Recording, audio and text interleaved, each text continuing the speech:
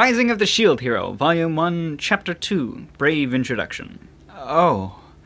I woke to the sound of murmuring voices. For some reason, a bunch of guys in robes were staring right at me. What the? I shifted my attention towards this new voice, and I realized I was surrounded by 3 guys who were apparently in the same situation as me. I tilted my head in confusion. What the hell was going on? Wasn't I just in a library? No matter what direction I looked, massive stone walls loomed over me. Or maybe they were brick. I couldn't tell. At any rate, I'd definitely never been in a building like this before in my entire life. Beneath me was an altar with a strange pattern drawn in glowing paint. Drawn on it in whatever. It looked like a magic circle you'd see in an anime or something. Wait, more importantly, when did I get a shield? It was strangely light, and almost felt like it was clinging to my arm. This was too weird. I tried to drop it, but no matter what no matter what I did, it refused to come off. Jesus fucking. So are you guys going to tell us where we are? The guy with the sword called out to the robed men, and in response, "Oh, honorable heroes, please save our world." Huh? We all replied in unison. What do you mean by that? This way this conversation was headed felt strangely familiar, like something I might have read before in a web novel, maybe. I said that so weird. You must have many questions, but time is short. You are the chosen heroes, summoned here by an ancient ritual. Summoned? Right, okay. Obviously, I couldn't wrap my head around that one, but I figured it was probably best to just go along with it and hear him out. Currently, this world is teetering on the edge of destruction. We pray of you. Please lend us your power. The robed man bowed. Man, so much talking. This sucks, right? Can we go now? The other 3 people summoned here with me spoke up, interrupting my efforts to smoothly progress the conversation. And not only that, to answer in such a way. Listening to people when they were talking to you was just basic manners. As if they could hear my silent rebuke, all 3 of them turned to face me. For some reason, they were smirking. It almost seemed like they were enjoying themselves. I mean, if this was actually real and we had really been transported to another world, well, I'd be lying if I said it didn't feel like a dream come true, but that was all the more reason to pay attention, right? Don't you guys have any shame at all suddenly dragging us here without our permission? The guy with the sword, he looked to be in his late teens, brandished his weapon. Even if you send us home when the job is done, that's basically just using us as slave labor, you know? The guy with the bow voiced his agreement with a glare. You get where we're coming from, right? Keep in mind that depending on your answer, we might have to become your enemies. I could sympathize with what they were saying. It was our right to confirm our situation and whether or not we'd be rewarded for our efforts. Still, to raise their weapons like that, these guys had some serious balls. Somehow I was starting to feel outclassed. Please, at least have an audience with the king before you do anything rash. You can discuss the details of your compensation there. One of the robed men opened the heavy-looking door and gestured us inside. Well, I guess that's that. Seems like it. Though talk is talk, even if it's a king. With that, the other 3 guys headed toward the exit. I followed behind them so as not to be left behind. Compared to the dark room we'd started out in, the stone hallway was bright and lively. The air here smelled sweet. I wasn't really sure how else to describe it. On top of that, the scenery we could see through the rows of windows lining the walls was positively breathtaking. Clear blue sky, far as the eye could see, hung over a townscape straight from medieval Europe. However, we didn't have long to marvel at the spectacle before we were ushered throughout the hall into a large audience chamber. Oh, so these are the heroes of old. A self-important old man was looking down at us with an appraising gaze. I couldn't put my finger on it, but something about him made me uneasy. If I had to guess, it was his eyes. There's no way I could ever like somebody that looked at other people like that. I am the king of this country.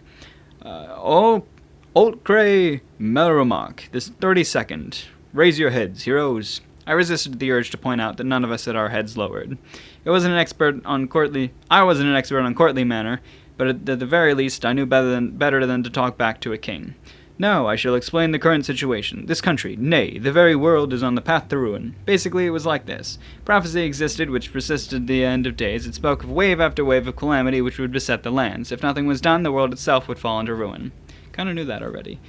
And the year of the prophecy had finally come. The sands of the ancient dragon's hourglass had begun to run once more. According to legend, the dragon's hourglass was supposed to serve as a monthly warning system for the wave of calamity. At first, people had written it off as a mere superstition. However, disaster struck the instant the final grain of sand fell, just as the legend said. A dimensional fissure appeared over Melromark, and a vast horde of monsters spilled out from within. Through the country's nights, though Though the country's knights and adventurers just barely managed to subdue them, the next wave was expected to be even stronger. There was no way they would be able to stop the calamity a second time, and so the leaders of the country decided to enact the ancient summoning of heroes in hopes that they might be saved. By the way, our ability to communicate with the people of this world was apparently a boon granted by the legendary weapons we all held. Good explanation for the language barrier. Aha, so you expect us to work for free then? That's sure convenient for you. It really is selfish, dragging us into a problem that doesn't have anything to do with us.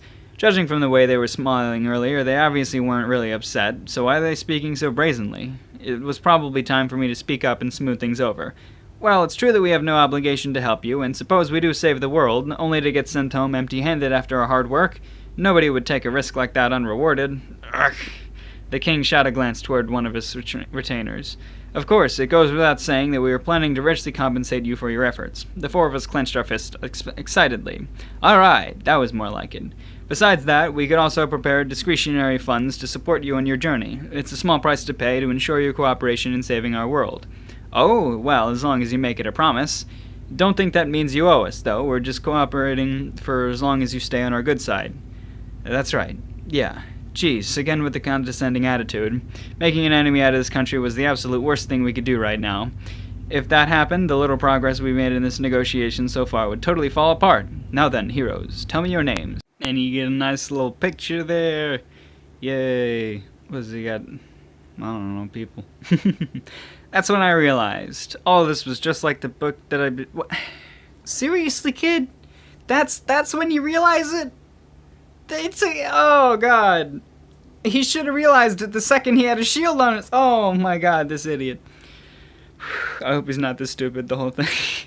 All of this was just like the book I had been reading earlier. Sword, spear, bow, and shield. It couldn't be a coincidence that the weapons were the same. As unbelievable as it seemed, could we have somehow ended up in the world of that book? While I was wrapped up in my own thoughts, the others began their introductions. My name is Amaki Ren, age 16. I'm a high schooler. The sword hero, Amaki Ren, a total pretty boy. He stood at a petite 165 centimeters, roughly, with delicate, sincere features. In fact, he was so pretty you might even mistake him for a girl if he dressed up in drag. His hair was short with brown streaks, with long slitted eyes and light skin. He was the very image of cool, slender swordsman. I'll go next, then. The name's Kitamura Motoyasu. That's a fun name. College student, 21. The spear hero, Kitamura Motsuyasu. An easygoing older brother type. Though his features were more traditional, he was easily on par with Ren in the looks department. If you told me he's dated two girls at the same time before, it wouldn't surprise me at all. Even his hair was chic, tied back into a long ponytail. It was a feminine cut, but somehow he made it work. All in all, it seemed like a helpful, reliable guy. Oh, me now. My name is Kawasumi Itsuki. I'm a 17-year-old high school student. The bow hero, Kawasumi Itsuki, a mature youth with the air of a pianist.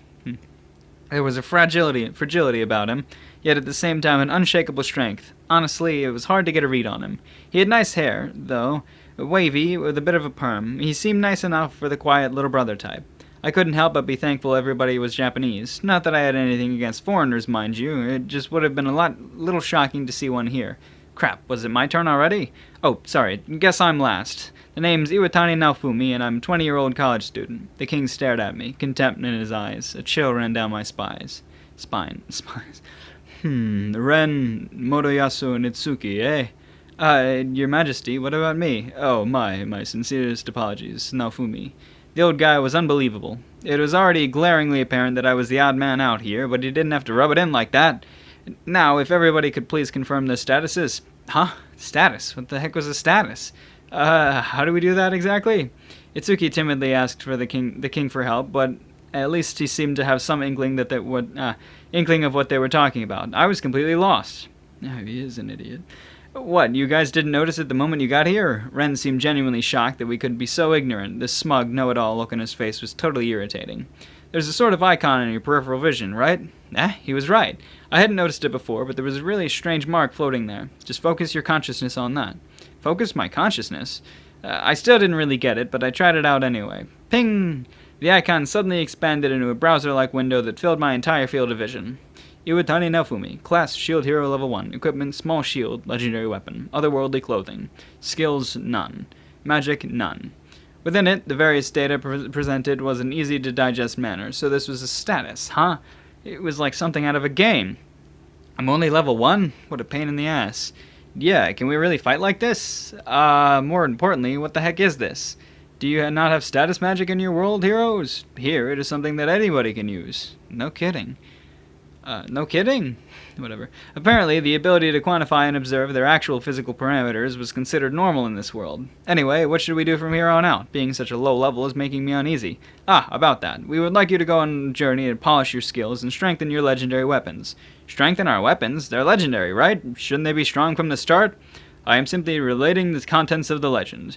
It is written that the summoned heroes will grow and strengthen their legendary weapons. Again with the legends.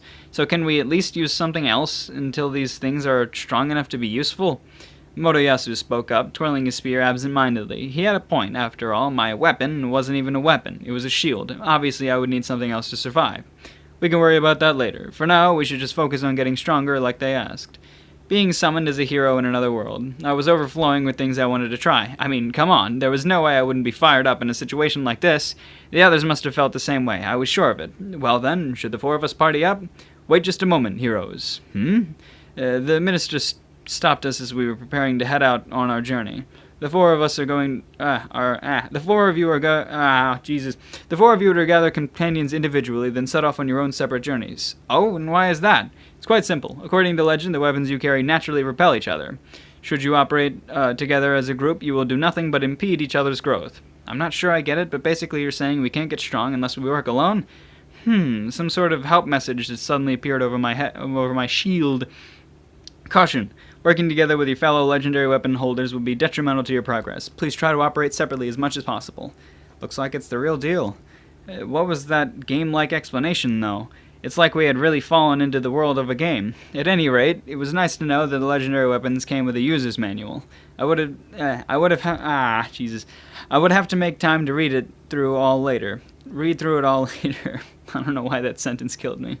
So then, we need to gather companions, I guess. On the contrary, we will gather companions for you, the best of the best. Have no worries. However, the day grows late. For now, rest yourselves and gather your strength. Your journey begins tomorrow. Thank you. Yeah, thanks. Leaving behind the words of gratitude, we relocated to the guest quarters prepared for us by the king. That was a long chapter. I get the feeling that they are going to vary in length, just because the first one was like 5 minutes, and this one is not.